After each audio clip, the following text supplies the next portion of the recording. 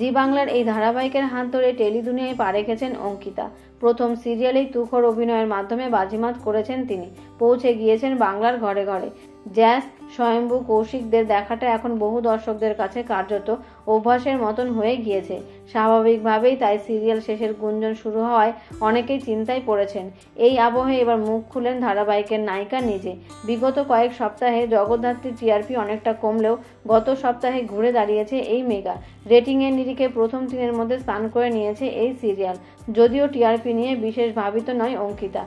এরপরই সিরিয়াল শেষের গুঞ্জনে কার্যত জল ঢেলে অঙ্কিতা বলেন যে আগামী দিনে জগদ্ধাত্রীতে দারুণ চমক আসতে চলেছে, সেই কারণে সিরিয়াল মিস করবেন না।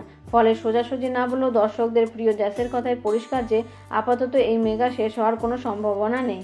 জগদ্ধাত্রীর বর্তমান ট্র্যাকের কথা বলা হলে বলা যায় যে এবার স্বয়ম্ভুর বিরুদ্ধে লড়াইয়ে নেমেছে জ্যাস। কাকুলি দেবীকে সরিয়ে দেওয়ার বিষয়ে নিজের স্বামীকেই সন্দেহ করছে সে। তাহলে কি এবার পাল্টে যাবে জ্যাস এবং স্বয়ম্ভুর সম্পর্কের সমীকরণ? আগামী দিনে দর্শকদের জন্য কী চমক অপেক্ষা করছে সেটাই এখন দেখার।